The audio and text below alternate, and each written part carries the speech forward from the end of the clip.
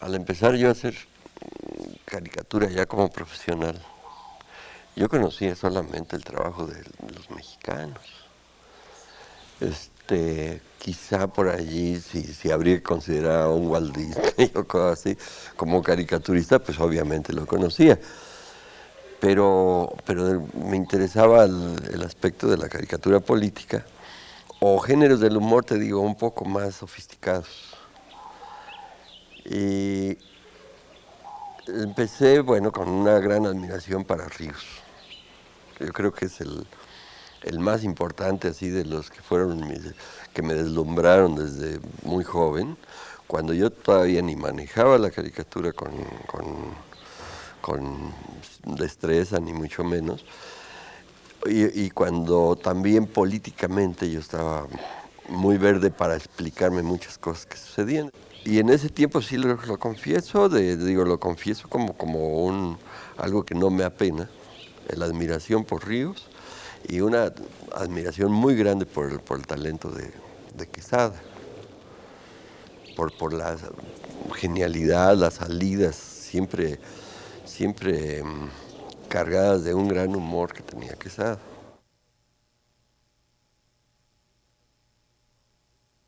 De ese conocimiento o de esa información de los demás caricaturistas y de ver las diferencias que existen en la caricatura, pues a mí empecé a interesarme ya con un criterio muy personal y un método también muy personal.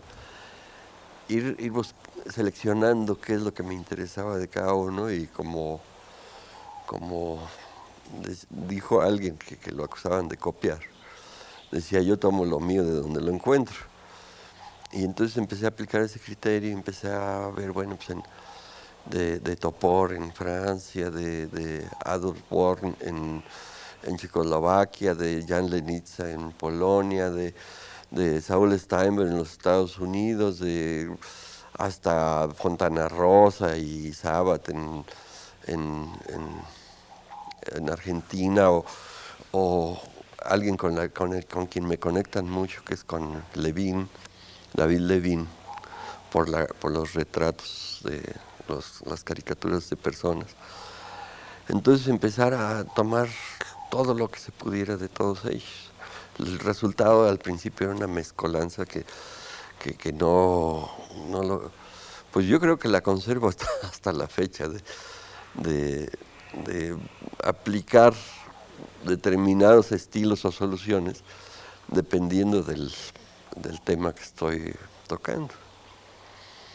Pero esa mezcolanza, al final de cuentas, combinado con lo que la gente llama paciencia por dibujar, de hacer tantas rayitas, esa penuria en el dibujo, es lo que se ha convertido en un estilo que la gente reconoce en mí.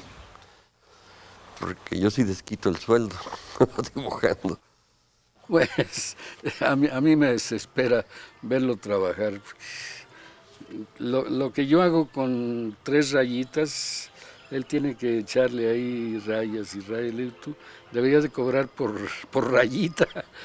Pero es una dedicación, un amor al dibujo, lo que él manifiesta con su trabajo, porque hasta que queda como él lo soñó o lo quiere presentar, hasta entonces le para. Rogelio tiene un dibujo muy fino, muy preciso, y yo creo que es un dibujo que se amolda muy bien a su forma de humor, a su sentido del humor. Rogelio Naranjo es básicamente un maestro de la ironía. Y la ironía consiste básicamente en decir lo contrario de lo que estás significando. La ironía es un género humorístico muy fino, muy sutil, y Rogelio Naranjo efectivamente tiene un dibujo muy fino, muy sutil, que se corresponde a esta forma de humor.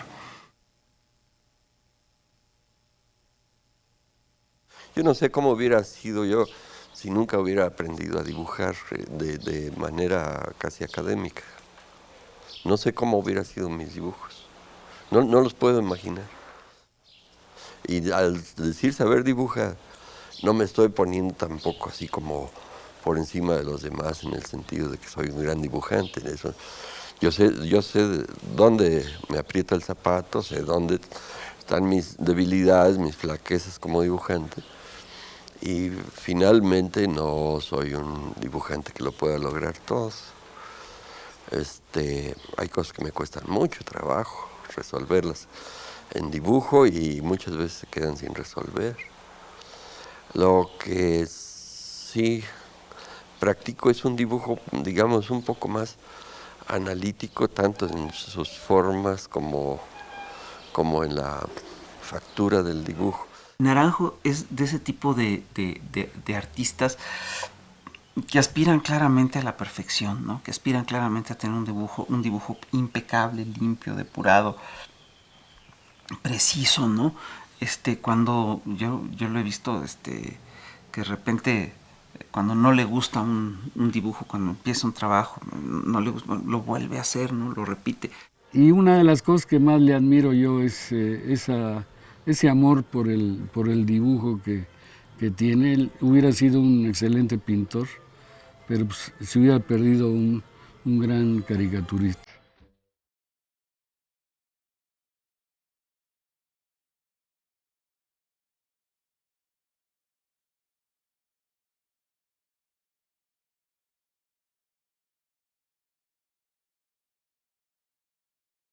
Como pura práctica me dio un tiempo por dibujar las arrugas de la ropa.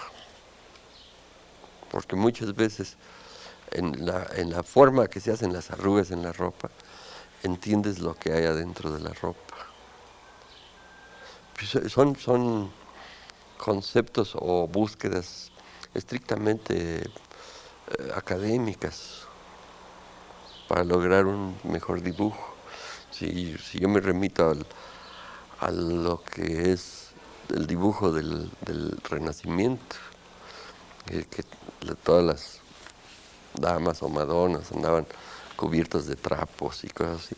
Entonces todas las arrugas de la ropa que algunos dibujantes manejaban con excelsitud, es todo un estudio en la vida, ponerse a analizar eso, tanto como los primeros dibujantes que se les ocurrió dibujar lo que hay dentro del cuerpo humano para poder entender las formas por fuera. Esto lo hicieron a escondidas porque estaba prohibido andar dibujando cadáveres. Entonces tenían que hacer trabajo de médicos, de hacer disección y ver cómo operaban los movimientos de los huesos, de los músculos, todo eso, para entender final. Pero divago mucho en ese tipo de intereses en el dibujo, de descubrir cosas, como eso de las arrugas de la ropa, y mil motivos más que yo creo que no preocupan a otros caricaturistas, porque finalmente yo no creo que nunca ha sido una preocupación de Magoo ver cómo es una nariz, él las retuerce y hace lo que le dé la gana. Eso me parece una libertad muy, muy bonita que yo no puedo tener, no me puedo dar ese lujo. Mucho de lo que yo digo en mis cartones viene siendo también la opinión de un sector muy grande de la población, con todo lo que implica la picardía, la mala fe, la mala leche de lo que hacia dónde va orientado el cartón. Y eso se puede corroborar por la respuesta de la gente a los cartones. Eso es muy fácil. Entonces, que no lo tomen como una opinión mía, sino que yo estoy pendiente como periodista, y lo he estado durante toda mi vida, a escuchar lo que dice el hombre común y corriente de la calle, las colas en las tortillerías, en los mercados, en los taxis, todo eso. yo registro lo que se dice y eso es lo que... hay una total coincidencia entre lo que la gente dice y lo que yo pienso, entonces eso quizá fue lo que con el tiempo me fue dando vigencia como caricaturista en este país. A mí me parece fantástico que un artista de la calidad de Rogelio Naranjo haya sido además a lo largo de toda su vida un artista muy popular, ¿no? Porque todo el mundo admira su dibujo y todo el mundo admira la finura de su humor, la delicadeza del trazo, etc. Y yo creo que hemos sido muy afortunados como sociedad civil de tener a caricaturistas tan, digamos, tan notables, tan representativos, que expresan tan bien el sentir de diversos sectores de la sociedad, como Ríos, como Naranjo, como Elio Flores, ¿no? Y a mí, yo de veras insisto, yo creo que es uno de los grandes artistas que ha dado México en este siglo, en el siglo pasado y en este. Se ha convertido en uno de los mejores dibujantes del mundo. Yo considero él y Elio Flores están fácil en la lista de los 10 mejores dibujantes humorísticos del mundo.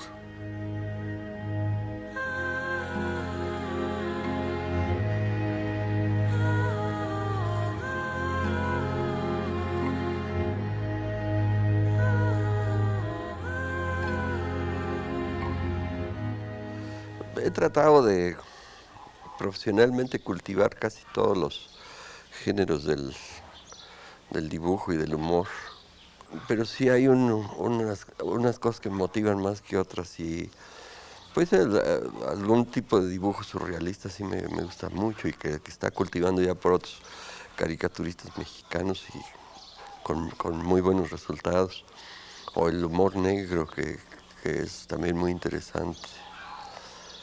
El humor absurdo, son géneros que a mí me gustan mucho.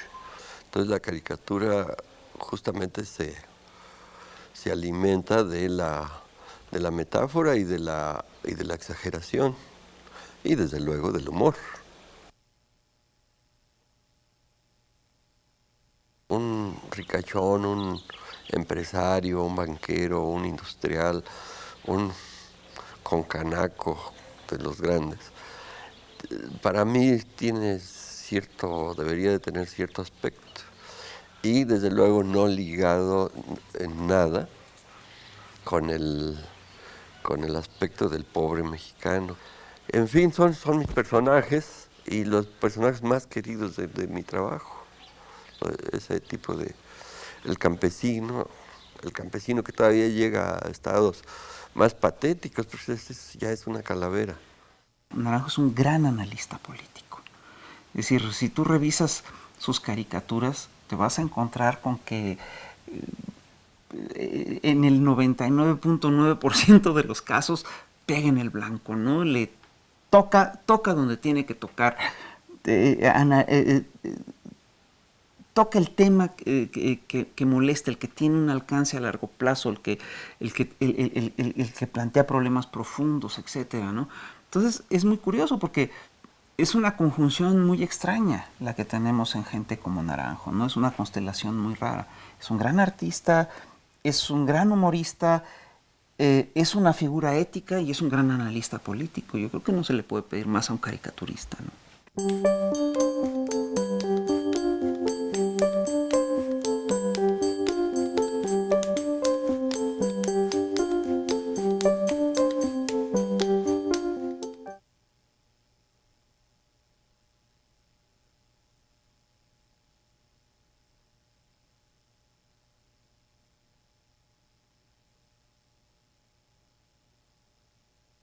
Mira, la experiencia de la garrapata en su primera época era una experiencia de participar en una cosa que nosotros todos éramos conscientes que se convertía en algo histórico aquí en México.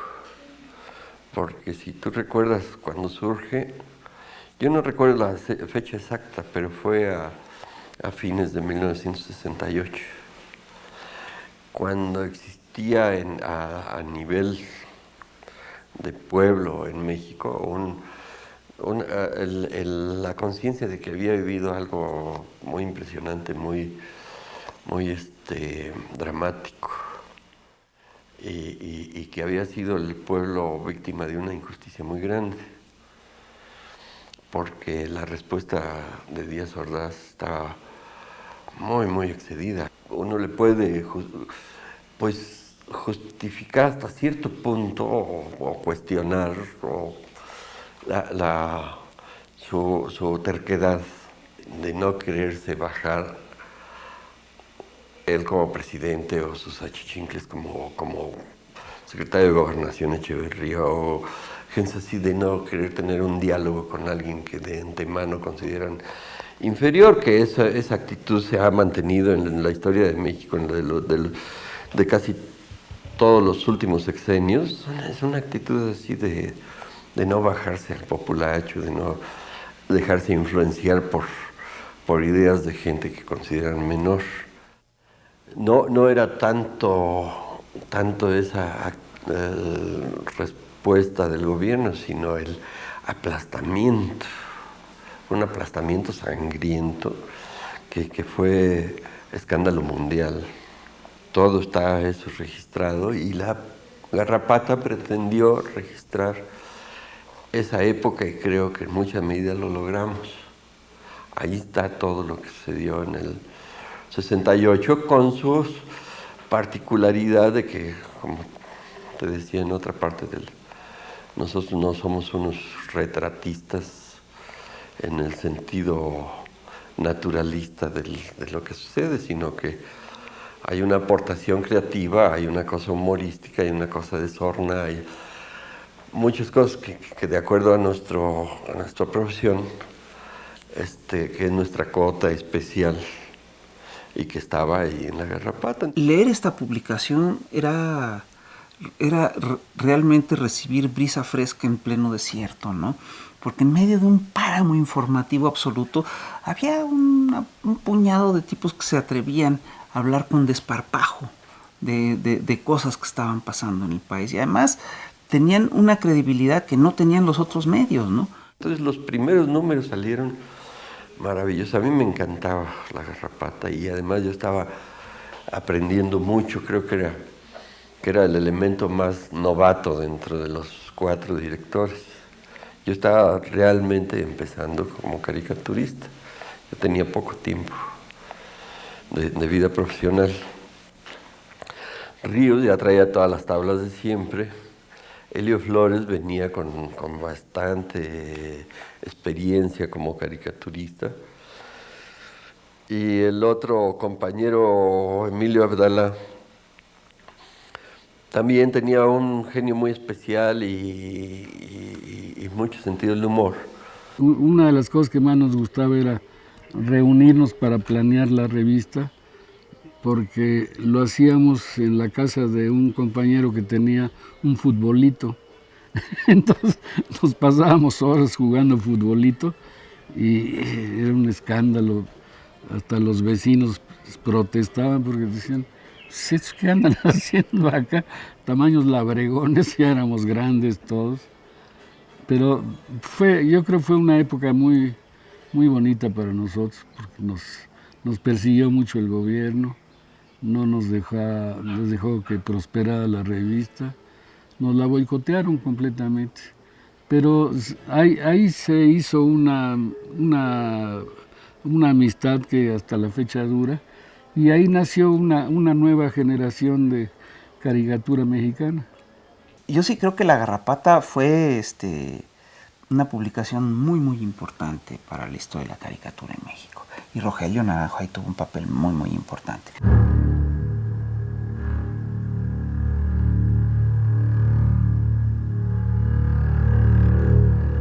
Para mi tipo de trabajo creo que se presta menos lo que es la revista humorística.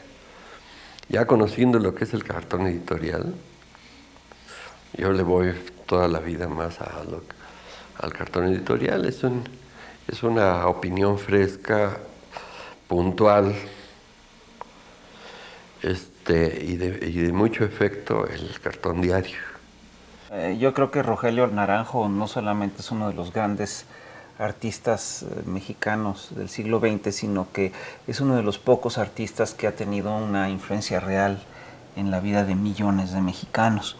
No solamente porque, digamos, ha sido un crítico sistemático del sistema, porque a través de él se ha expresado un sector importante de la sociedad, sino porque él fue uno de los pioneros en la prensa mexicana en materia de libertad de expresión. Es decir, él abrió los márgenes de lo que se podía decir en este país como pocas gentes. En un momento en el que toda la prensa callaba ciertas cosas o toleraba ciertos límites impuestos desde el gobierno, Rogelio en sus caricaturas de Proceso lo rompía. Él fue el único durante años que se atrevió a criticar al presidente en el esplendor del presidencialismo priista.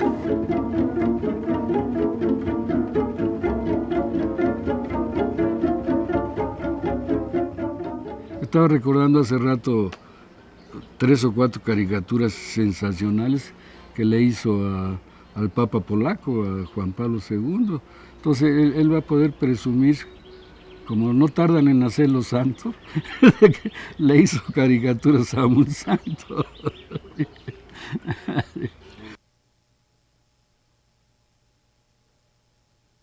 Con la censura, y de lo que se puede esperar de cada publicación, yo siempre fui muy consciente de eso. Hay lugares donde lo mejor es ni meterse en política, porque ya sabes que ahí te van a rechazar todo. Y hay lugares donde vas midiendo todo lo que se puede decir, lo que no. A veces pruebas en unos lugares, digo, si tienes muchas opciones de publicar y en diferentes lugares, entonces te los vas llevando a todos los lugares al límite de lo que se puede publicar, y a veces dando un pasito a ver si pega, ¿no? Si te lo rechazan, ya sabes que hay otras publicaciones. Yo recuerdo, por ejemplo, una caricatura espléndida que le dedica a José López Portillo, ¿no? Después de un informe presidencial en el que López Portillo se enoja con la prensa crítica y dice: yo no pago para que me peguen, ¿no? Y en el siguiente número de Proceso, Naranjo publica una caricatura fantástica en la que está López Portillo furioso, así, enojado, y se ve que acaba de romper unos periódicos y que están todavía volando las hojas en el aire. Y frente a él aparece un mexicano todo fregado, con muletas, y dice: oiga, yo tampoco pago, a mí tampoco me gusta pagar para que me peguen, ¿no? Entonces era fino, la respuesta fue fina, fue muy precisa, fue muy dura, y sobre todo era totalmente inesperada para la época, ¿no? Llega a pasar que les dan las ideas, que les dicen lo que hay que dibujar. Y entonces esa sí es censura. Luego con Monsiváis dibujando, aunque era el suplemento cultural del Siempre, ahí también hubo oportunidad de probar un poquito a ir metiendo lo que son malas palabras en los dibujos, o algunas cosas de desnudos con cierta intención y cosas así. Entonces pasaban, pero incluso cartones políticos muy fuertes, que se publicaron en el suplemento cultural del Siempre con Carlos Monsiváis, que a Carlos ni por aquí le pasa la idea de censurar a nadie. En el Universal, que en un tiempo tuvo algunas direcciones de gentes pusilánimes, no me estoy refiriendo a Ile, sino gentes que dirigían, de repente eran directores del periódico, puestos, os digo, gente de la confianza de Ile. Entonces, de repente se les hacía fácil que a cualquier gente que le dan un cargo de esos, empezar a aplicar sus criterios y rebotar cosas. porque se convierten así como en Dios, que ellos deciden y lo que se puede publicar y lo que no. Y bueno, yo me salí una vez del Universal por esa situación. Y al regresar, aunque nunca ha existido una libertad total, yo creo que para la difusión que tiene ese periódico, para cómo circula por el país, que es uno de los grandes periódicos de México, si no es en la actualidad probablemente el más importante de los grandes. Entonces, tener una tribuna donde se puede decir lo que uno dice ya es una super ganancia. Bla, bla, bla, bla, bla. Bla, bla, bla, bla, bla, bla, bla, bla. Bla, bla, bla, bla, bla, bla. Bla, bla, bla, bla, bla, bla, bla, bla, bla. Bla, bla.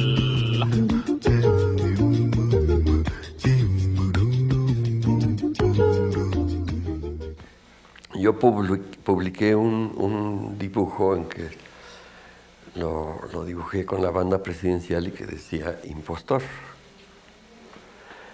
Algo que obviamente les pareció fuertísimo y que no tenía precedente como en la caricatura mexicana de un dibujo tan... El dibujo en sí no era un buen dibujo ni nada, pero la idea era de un resentimiento y de una agresividad tan grave que en el mismo gobierno se les prendieron los focos rojos ahí, en Gobernación sobre todo. En ese tiempo acababa de tomar posición también como secretario de Gobernación Gutiérrez Barrios y se me comunicó inmediatamente con la revista, con Proceso. Bueno, la actitud por parte de la revista, cuando llamó Gutiérrez Barrios, responder a la amenaza de Gutiérrez Barrios con que no, pues ese dibujo estaba dentro de la normalidad y que era el problema. Gutiérrez Barrios decía, no, pero parece que ustedes no quieren cambiar la actitud con el gobierno, entonces quiere decir que vamos a tener otros 6 años de guerra entre la revista y el gobierno. Y entonces abrir el sexenio con un dibujo como el que yo hice, y producto de la rabia que yo traía, de cómo fue todo tan abiertamente tramposo de la llegada de Salinas al poder, después de toda la caída del sistema, del cinismo de Bartlett en Gobernación, de las sonrisitas irónicas de Salinas adelantándose a anunciar su triunfo antes de haberse contabilizado los votos y todo eso. Entonces, definitivamente, y a mí cuando empecé el dibujo yo no tenía idea de qué era lo que iba a hacer. Y dije, pues, ¿para qué le busco? Pues, a veces conviene lo más sencillo, es lo más bravo, lo más natural, así. El señor es un impostor. Entonces lo pongo que es un impostor. El fenómeno maravilloso es que tenemos en México, pienso yo, y lo pienso no solamente como parte de quienes hacen las revistas, sino como lector de la revista, que soy también de la revista Proceso. Tenemos en México una revista pues de un nivel que yo casi estoy seguro que es de los niveles más elevados de toda Latinoamérica, con mucho respeto en los Estados Unidos y en Europa, la revista Proceso. Yo me siento así de verdad que estoy en una revista de lujo para mi trabajo. Yo creo que cualquiera en México me envidia ese espacio. Resisten el tiempo las caricaturas de Naranjo, porque Naranjo sí tiene un compromiso con la verdad objetiva, es decir, las mentiras tienden a no permanecer, en cambio la verdad tiende a durar, tiende a quedarse. Entonces, tú verás que a lo largo del tiempo las versiones oficiales van y vienen, pero solo la verdad permanece. Y yo creo que las caricaturas de Naranjo siguen siendo totalmente vigentes porque en su momento dijeron la verdad.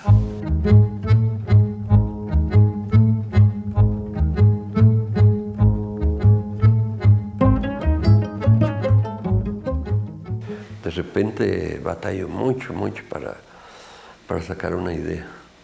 A veces está muy turbia la política, en el sentido de muchas salientes, muchas aristas, ¿no? Quisiera uno una cosa más compacta. Entonces, tratar de abarcar muchas cosas cuesta mucho trabajo, trata uno de abarcar lo más posible en un dibujo. Y eso presupone un esfuerzo extra de síntesis, de tratar de sintetizar. Yo tengo, por fortuna, un día para hacer el dibujo, entonces cojo mi tiempo y todo, y me echo todo el día dibujando, o leyendo, o cosas así, pero destino mentalmente mi tiempo a hacer ese dibujo en el tiempo que me den. Tengo la experiencia de que si es preciso lanzarse así como de rayo a terminarlo, en una hora, pues en una hora sale, está igual. Nomás que no le echa uno tantas rayitas.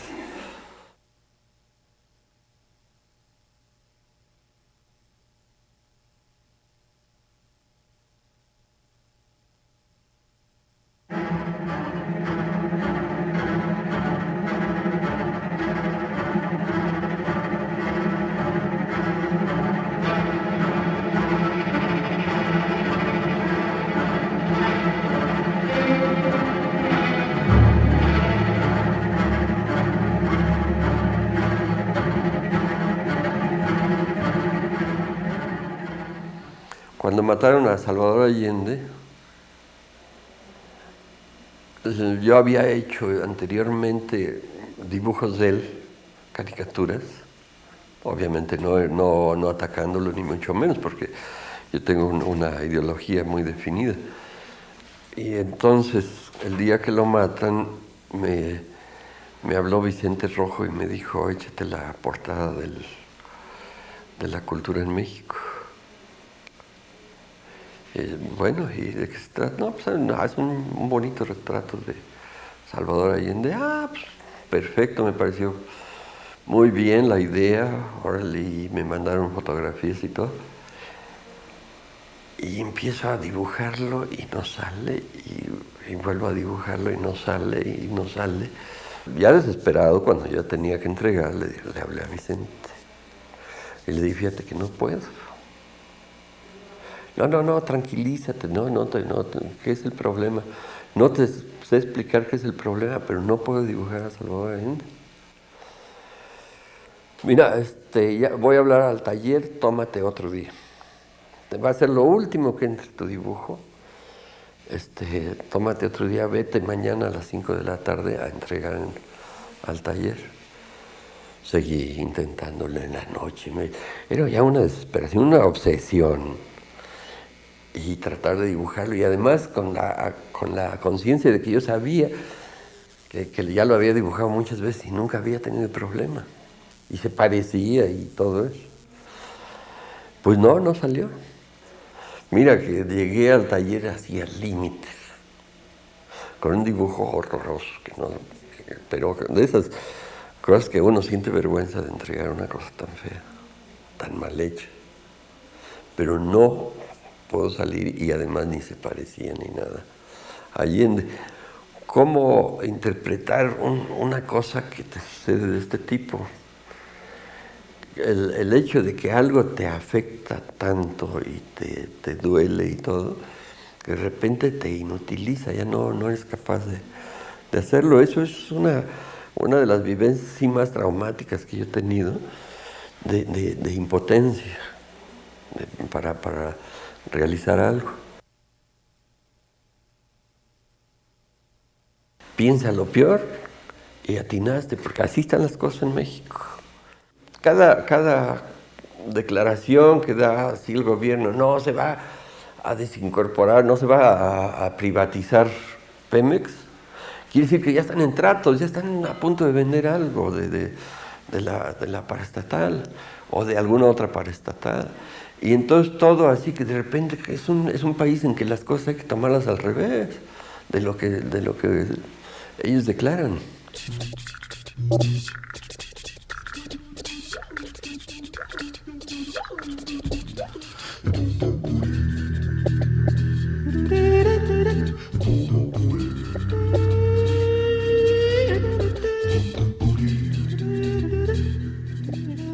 La caricatura debe de tener, al menos así lo creo yo, la capacidad nada más de criticar y señalar cosas que andan mal. Por deducción, sacamos que la caricatura nada más sirve para criticar. Y que los que hacemos la caricatura, sí, en realidad somos criticones, somos burlistas. Yo me divierto, yo no te voy a decir que soy una gente que me la paso las noches llorando por la situación del país. A veces veo tanta burrada que debíamos de veras de llorar. Pero pues ya no le queda a uno más que reírse y decir, ¡ay, qué brutos! Otra vez la metieron las patotas.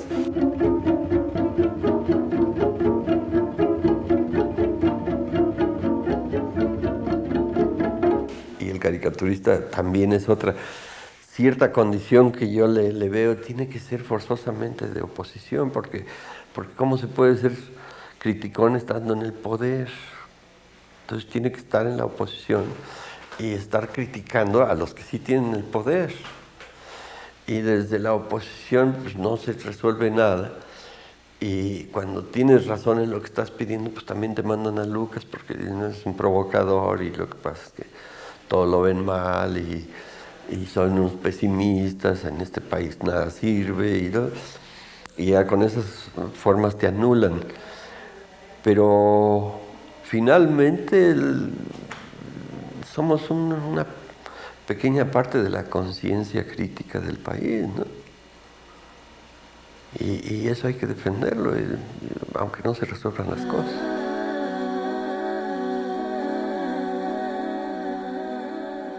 Siempre hemos sido muy amigos. Yo lo quiero mucho, lo admiro mucho y pues me da mucho gusto haber participado con él en tantos trabajos.